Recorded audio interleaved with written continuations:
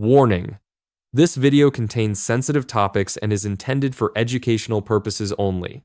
Viewer discretion is advised. A father goes looking for his teenage son on a quiet street in Taylorsville, Utah, and instead finds a dismembered body inside a utility trailer on his own property. The trailer he opens reeks of cleaning chemicals someone had used to try to erase what happened inside it. The victim is 15 years old. He had known the boy who killed him his entire life. They grew up on the same street. Security cameras had filmed them walking into that same house together just hours earlier, looking like any other ordinary afternoon between two friends. To this day, prosecutors have never been able to give the victim's family a motive. No fight anyone witnessed, no grudge anyone can point to, just two boys who grew up together and one act of violence that even investigators would later call something that came seemingly out of nowhere. This case involves the murder and dismemberment of a minor. Viewer discretion is strongly advised. What makes this case so difficult for investigators and for true crime audiences alike is not the brutality alone. It is the complete absence of the thing every case like this is supposed to eventually explain. No documented fight, no years of tension anyone had noticed. Just two boys who had spent their whole lives on the same street, and one morning that ended with only one of them walking back out. 4.5 years would pass between that morning and any kind of legal resolution for Nick's family. Years spent wading through an investigation, a series of charges, and eventually a negotiated plea that still left the most basic question of this entire case unanswered. Ivan Nick Vetecnik goes by Nick. He is 15 years old and lives in Taylorsville, Utah, a suburb just southwest of Salt Lake City. In the 2 years before his death, Nick loses both of his parents, leaving him in the legal custody of his aunt, Carrie Ingham. His older sister, Samantha Vantrease, would later describe those years in blunt terms. The family was already broken trying to hold on to each other, just to survive that pain, while her 15-year-old brother was simply trying to rebuild his own life in the middle of it. Those who know Nick describe him warmly. His aunt calls him a gentle giant, a description that says as much about his size as it does about his temperament. He is the kind of teenager neighbors recognize on sight, someone who had spent his whole childhood on this same stretch of Taylorsville streets.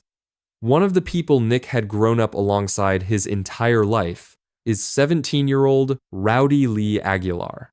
The two are not new acquaintances or classmates who barely know each other. According to Nick's own aunt, the boys grew up together on the same street, years of shared history long before either of them is old enough to drive. On paper, nothing about Rowdy stands out either. Charging documents would later describe him as someone with little criminal history, not a teenager already flagged by police or known in the neighborhood for violence. He is simply another Taylorsville kid the same age bracket as Nick, living close enough that the two of them could walk to each other's houses. This is what makes what happens on May 26, 2021, so difficult for investigators and for Nick's family to process even years later. This is not a story about a predator who had been circling a vulnerable kid, or a stranger who lured a teenager somewhere isolated. It is a story about two boys who had known each other their whole lives, one of whom made a decision that morning that nobody around either of them saw coming.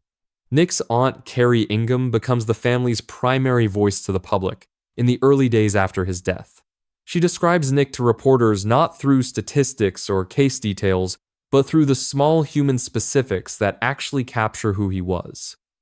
A big kid with a gentle nature, the kind of teenager who, despite everything he had already lost, was still simply trying to move forward. It is that same ordinary resilience his sister would later reference at sentencing, describing a 15-year-old still working to rebuild a life that had already been upended twice by loss, before Rowdy Aguilar took the rest of it from him entirely. For a community like Taylorsville, a quiet residential suburb where most families know their neighbors by name, the idea that violence this extreme could emerge from within their own streets rather than from outside them is part of what makes this case so unsettling even years after the fact. Nick was not a name Taylorsville learned from a news alert about a stranger danger warning. He was a kid who had grown up there. On the morning of May 26, 2021, security cameras from both the Aguilar and Vetecnik homes capture the two boys together. At roughly 10:09 a.m., the footage shows Nick and Rowdy walking into Rowdy's house. An entirely unremarkable moment. Two friends who had done this exact same thing countless times before, on countless other ordinary days. What happens over the next several hours inside that home and on the property behind it is something investigators would spend years trying to fully reconstruct, and something Rowdy himself would offer almost no explanation for, even after eventually confessing. There is no witnessed argument, no documented history of conflict between the two boys, no warning visible to anyone watching that footage in real time. At 1:20 that afternoon, the same security cameras capture Rowdy re-entering his house alone.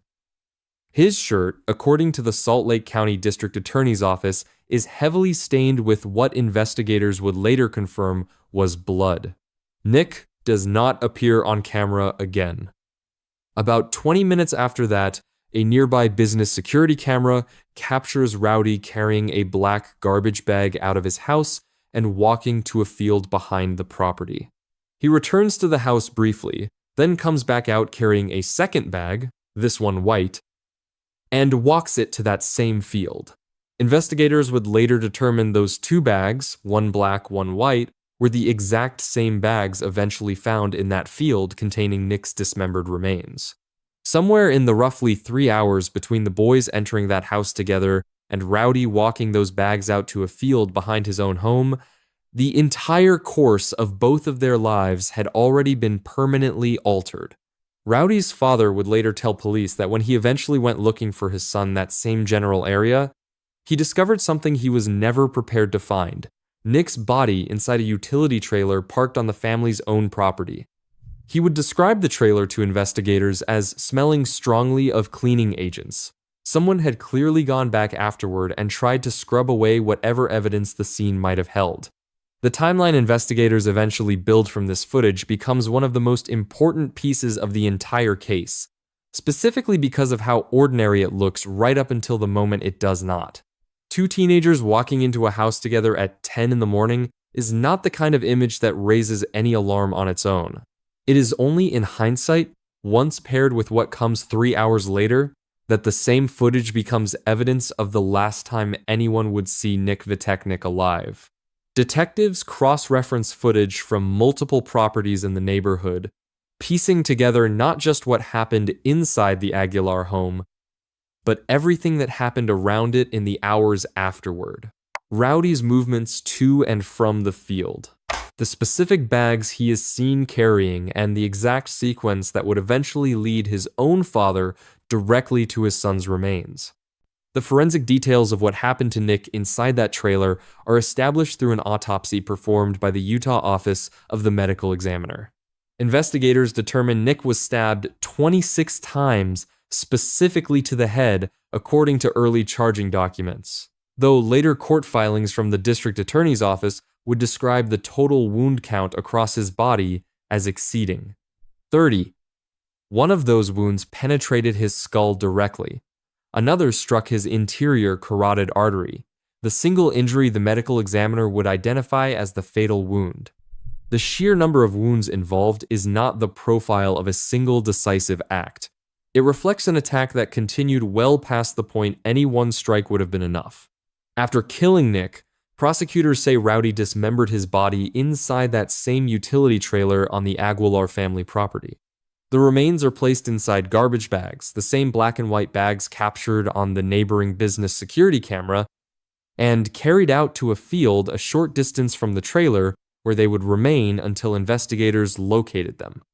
Days later, evidence recovered from inside the trailer itself would become central to the case against Rowdy. A bloody leather glove and a knife are found at the scene and later submitted to the Utah State Crime Lab. DNA testing on both items comes back consistent with the profiles of both Nick and Rowdy, physical evidence directly placing both boys inside that trailer during the attack. What remains unknown even now, what neither the original charging documents nor Rowdy's eventual guilty plea would ever fully answer, is why. There is no evidence of a planned confrontation. No documented dispute between two boys who had spent years as friends. Just an ordinary Wednesday morning that turned inside the span of a few hours into one of the most violent crimes Taylorsville had ever seen. Investigators would spend considerable time in the aftermath simply trying to establish a working sequence for what happened inside that trailer, since Rowdy himself offers almost nothing in the way of explanation, even once he admits to the killing. The wound pattern itself, concentrated so heavily to the head rather than spread across the body in a way that might suggest a struggle moving through multiple rooms, suggests to investigators an attack that took place largely in one location, without significant resistance or escape attempt from Nick once it began. The dismemberment that follows the killing adds an entirely separate layer of premeditation to the case, even without a clear motive attached to it. Cutting apart and disposing of a body requires tools, time, and a level of composure investigators do not typically associate with a single moment of impulsive rage. It suggests instead someone capable of continuing to function methodically in the hours immediately following an act of extreme violence, which is part of what makes the case so difficult for both law enforcement and mental health professionals to categorize cleanly. For the first several days after Nick's disappearance, his family has no idea what happened to him. His aunt, Carrie Ingham, later tells local reporters that learning who was actually in custody in connection with his death left the entire family in shock. Not because Rowdy was a stranger, but specifically because he was not one. He was someone Nick had known his whole life.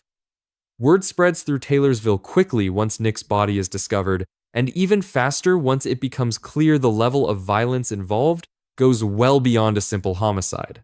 A community that had never associated this quiet residential stretch with this kind of crime is left grappling with a discovery almost too extreme to process. A body dismembered and hidden, not on some isolated stretch of wilderness, but inside a trailer parked in a neighbor's own backyard. At this stage in the investigation, nobody outside law enforcement has a clear answer for what actually happened between the two boys that morning. Nick's family launches a GoFundMe to help cover funeral costs, while reporters covering the story can offer little more than the same unanswered question circulating through the neighborhood: what could possibly explain two lifelong friends ending up here? Police, meanwhile, are working the case methodically, pulling security footage from both homes and the surrounding businesses, building a timeline hour by hour, even as the central question of motive remains completely out of reach. For Nick's family, that absence of an answer would end up being one of the hardest parts of the entire case to sit with. Not just losing him, but having no real explanation for why. Local news coverage in those early days repeatedly returns to the same phrase family members and neighbors keep using: "It makes no sense." That refrain captures something true crime cases with a clear villain and motive rarely have to contend with. There is no comfortable narrative for the community to settle into. No warning signs anyone can point back to and say they should have caught. Just a devastating gap between the ordinary version of these two boys everyone had always known and whatever happened behind closed doors that Wednesday morning. A GoFundMe organized to help Nick's family with funeral expenses becomes one of the few concrete ways the wider community can respond in those first disorienting days. Donations and messages of support arrive from people who had never met Nick personally, but who had followed the story closely enough to feel its weight, a small suburb collectively trying to process a loss that defied every normal explanation available to them. Investigators identify Rowdy as a suspect quickly, given the security footage placing him alone with Nick that morning and the blood visible on his shirt hours later. When officers take him into custody, his own behavior only deepens suspicion. While waiting in an interview room, Rowdy reportedly breaks the handcuffs away from the wall fixture and attempts to leave the room, an escape attempt that becomes its own separate charge against him. In his initial interview, Rowdy denies even knowing Nick Vetecnik at all. claiming instead that he had spent the entire day at his girlfriend's house. It is a claim that directly contradicts the security footage investigators already have in hand, showing the two boys entering his own home together that same morning. Officers notice what appears to be blood on Rowdy's pants, socks, and shoes, along with visible injuries on his hands. When asked about the injuries, Rowdy initially offers an explanation almost mundane in its ordinariness. He tells officers he had cut himself preparing ribs for a barbecue. That explanation does not hold. Eventually, during further questioning, Rowdy admits to being inside the trailer with Nick. He tells investigators simply, "I did it," offering no elaboration and no motive alongside the confession. Charging documents filed shortly after would go on to describe the crime in language rarely used so plainly in an official police report, noting that Rowdy had little criminal history but seemingly out of nowhere killed and dismembered his friend.